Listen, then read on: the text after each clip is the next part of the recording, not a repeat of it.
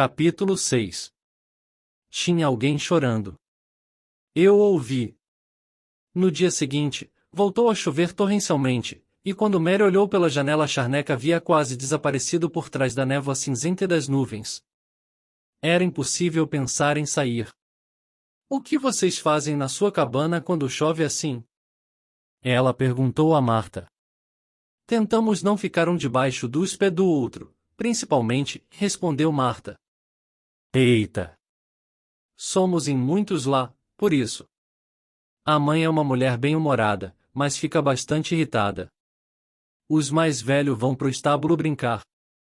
Deacon não se importa em se molhar. Ele sai como se o sol tivesse brilhando. Ele fala que algumas coisas só pode ser vista em dia de chuva. Uma vez ele encontrou um filhote de raposa quase afogado na toca e trouxe ele para casa, dentro da camisa para ficar aquecido.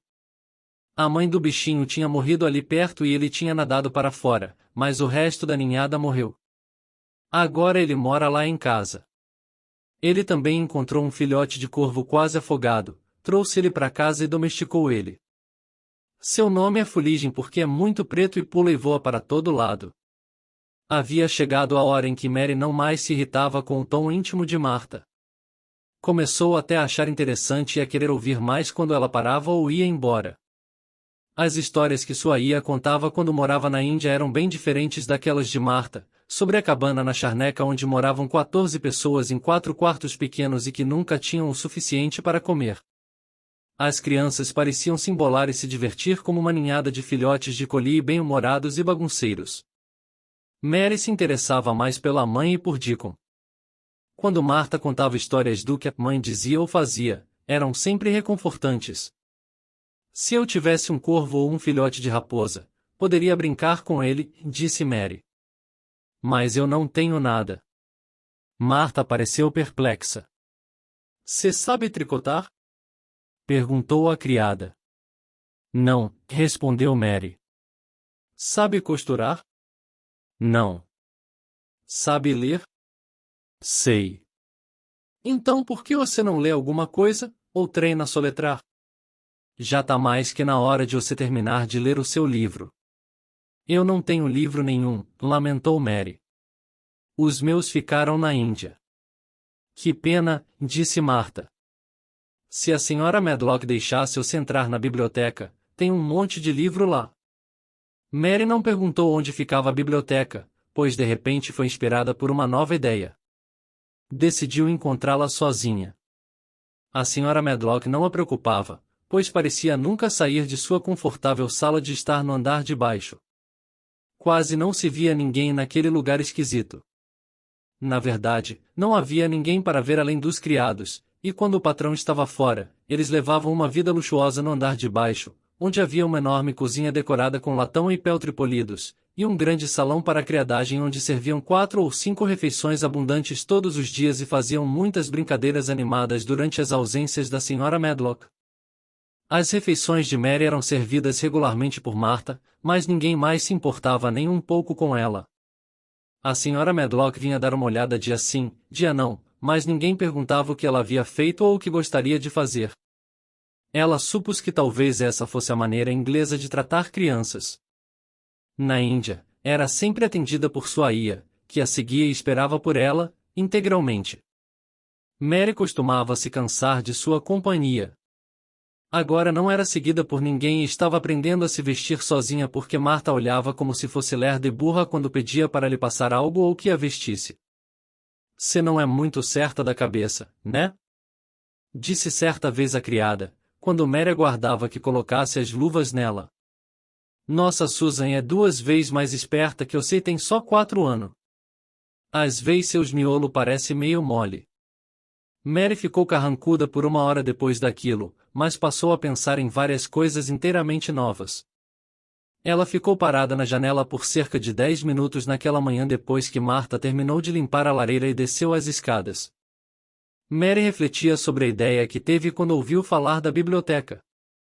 Não se importava muito com a biblioteca em si, pois não havia lido muitos livros ainda, mas saber que ela existia trouxe de volta à sua mente os 100 quartos e suas portas fechadas. Imaginou se todos estariam realmente trancados e o que encontraria se pudesse entrar em algum deles. Havia realmente 100? Por que não ir contar quantas portas havia? Seria algo para se fazer numa manhã como aquela, quando era impossível sair. Nunca a ensinaram a pedir permissão para fazer coisas, e ela não sabia absolutamente nada sobre autoridade, então achou desnecessário pedir permissão à Sra. Medlock para andar pela casa, mesmo se a tivesse visto. Abriu a porta do quarto e saiu para o corredor, e então começou suas andanças. O corredor era longo e se ramificava em outros corredores, e a conduzia por curtos lances de escada que então subiam para outros novamente. Havia portas e quadros nas paredes. Às vezes, eram paisagens escuras e curiosas, mas a maioria eram retratos de homens e mulheres em trajes esquisitos e exagerados feitos de cetim e veludo. Ela se viu em uma longa galeria cujas paredes eram forradas por esses retratos. Nunca havia-lhe passado pela cabeça que poderia haver tantos em uma única casa. Caminhou lentamente pelo lugar e olhou para os rostos que pareciam olhar de volta para ela. Sentiu-se como se perguntassem o que uma garotinha da Índia fazia em sua casa. Algumas eram imagens de crianças, meninas com pesados vestidos que as cobriam inteiras, e meninos com mangas bufantes, golas de renda e cabelos longos, ou com grandes babados em volta do pescoço. Ela sempre parava para olhar as crianças e se perguntava quais seriam seus nomes, onde estariam agora e por que usavam roupas assim. Havia uma garotinha empertigada e simplória, bastante parecida com ela, com um vestido de brocado verde e um papagaio empoleirado em seu dedo. Seus olhos tinham uma aparência aguda e curiosa. "Onde você mora agora?" perguntou Mary em voz alta. "Queria que você estivesse aqui." Certamente nenhuma outra menina passou uma manhã tão estranha. Parecia não haver ninguém em toda a enorme casa além dela própria, vagando sem rumo escada acima e abaixo, por passagens estreitas e largas, onde parecia que ninguém havia caminhado antes. Se tantos quartos foram construídos, pessoas deviam ter vivido neles, mas tudo parecia tão vazio que era impossível acreditar nisso. Somente quando subiu ao segundo andar é que pensou em girar a maçaneta de uma porta. A Sra. Medlock havia avisado que todas as portas estavam fechadas, mas por fim tentou abrir uma delas. Mary quase se assustou ao sentir que a maçaneta girava sem dificuldade e que, ao empurrá-la, a porta se abriu lenta e pesadamente. Era uma porta enorme que dava para um grande quarto. Havia cortinas bordadas nas paredes e móveis entalhados, como os que ela vira na Índia, por todo o cômodo. Uma ampla janela com painéis cor de chumbo dava para a charneca, e sobre a lareira havia outro retrato da garotinha rígida e simples que parecia fitá-la com mais curiosidade do que nunca. "Talvez ela tenha dormido aqui uma vez", disse Mary. "Ela me encara tanto que me faz sentir esquisita." Depois disso, abriu mais e mais portas. Viu tantos quartos que se cansou e pensou que deviam mesmo ser 100, embora não os tivesse contado. Em todos eles havia quadros ou tapeçarias antigas com cenas estranhas. Havia móveis e ornamentos curiosos em quase todos eles. Em um deles, que parecia a sala de estar de uma senhora, as cortinas eram todas de veludo bordado, e em um gabinete havia cerca de 100 pequenos elefantes de marfim. Eram de tamanhos diferentes, e alguns tinham seus maotos ou palanquins nas costas. Uns eram bem maiores e outros eram tão pequenos que pareciam ser filhotes. Mary vira muito marfim esculpido na Índia e sabia tudo sobre elefantes. Abriu a porta do armário, subiu em um banquinho e brincou com eles por um bom tempo. Quando se cansou, pôs os elefantes em ordem e fechou a porta. Em todas as suas andanças pelos longos corredores e quartos vazios, não viu nada vivo, até chegar a esta sala. Logo depois de fechar a porta do armário, ouviu um suave farfalhar. Aquilo a fez pular e olhar para o sofá perto da lareira de onde parecia vir o ruído. No canto do sofá havia uma almofada, e no veludo que a cobria havia um buraco. Do buraco apareceu uma cabecinha com um par de olhos assustados. Mary rastejou pela sala até lá. Os olhos brilhantes pertenciam a uma ratinha cinza, que havia aberto um buraco na almofada e feito um ninho confortável ali. 6 camundongos bebês dormiam aninhados perto dela. Mesmo que não houvesse mais ninguém vivo nos 100 quartos, havia 7 ratos que não pareciam nem um pouco solitários. Se não tivessem tanto medo, eu os levaria comigo, disse Mary. Ela já havia vagado por tempo suficiente e se sentia cansada para ir mais longe, então resolveu voltar. Ela se perdeu 2 ou 3 vezes ao tomar o corredor errado e foi obrigada a andar para cima e para baixo até encontrar o certo. Finalmente chegou ao seu próprio andar, embora ainda longe de seu quarto e sem saber exatamente onde estava.